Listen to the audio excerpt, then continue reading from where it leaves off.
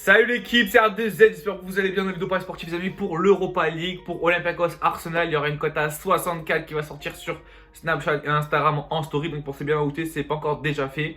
Je vais pas donner des pronostics sur tous les matchs aujourd'hui parce qu'on a 47, on va juste se focaliser sur Olympiakos Arsenal qui pour moi me semble être le plus beau match de cette première journée d'Europa League pour les 16e de finale. Voilà, il y a des matchs à 8h55 et 21h, mais pour moi, il n'y a qu'une seule horaire pour jouer au foot, c'est 21h heure française ou bien 20h. C'était en Angleterre. Donc, les amis, c'est parti. Gros match. Je vous mets directement la compo probable à l'écran. Alors, la compo, elle ne fait pas rêver du tout.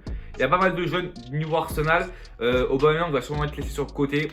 Parce que voilà, peut-être qu'il préfère privilégier la Première Ligue à l'Europa League. Même si, pour moi, je pense que vu la forme de Arsenal et vu leur classement en Première Ligue, il ferait mieux de se concentrer à 100% sur l'Europa League s'ils veulent avoir une place en LDC pour l'année prochaine. Parce que franchement, devant eux, il y a du monde.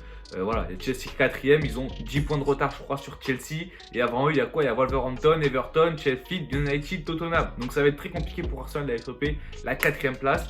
Mais c'est pas impossible parce qu'ils sont invaincus en 2020. Alors il y a beaucoup de nuls, certes, mais ils sont quand même invaincus en 2020. Olympiakos à domicile, c'est très costaud. Voilà, la dernière défaite, c'est quoi? C'est contre le Bayern. En plus, c'est quoi? C'est 3-2. Donc voilà, c'est pas non plus une victoire écrasante du Bayern Munich. À domicile, à l'extérieur, ils sont invaincus depuis Tottenham 4-2. Voilà, ils avaient perdu 4-2 là-bas après avoir mené 2-0 si je dis pas de bêtises. Donc Olympiakos quand même c'est costaud. Arsenal à l'extérieur, c'est pas costaud du tout, on va pas se mentir, surtout s'il met cette compo là. Ozil, Aubameyang qui sont pour moi les deux meilleurs joueurs de cette équipe. Ozil qui revient à un très bon niveau, franchement.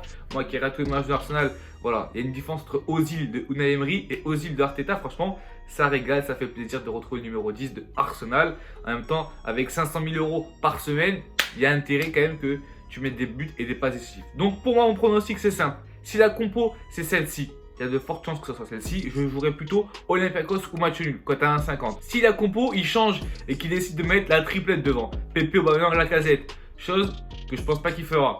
Si elle met c'est ça la compo, on va partir plutôt sur les deux équipes qui marquent. Donc voilà, soit vous attendez la compo finale une heure avant, soit vous préférez jouer un petit peu en avance et vous mettez plutôt Olympiakos ne perd pas. On peut même rajouter un petit nombre de buts, pourquoi pas le moins de 4,5 buts. Voilà, Arsenal ça marque pas énormément.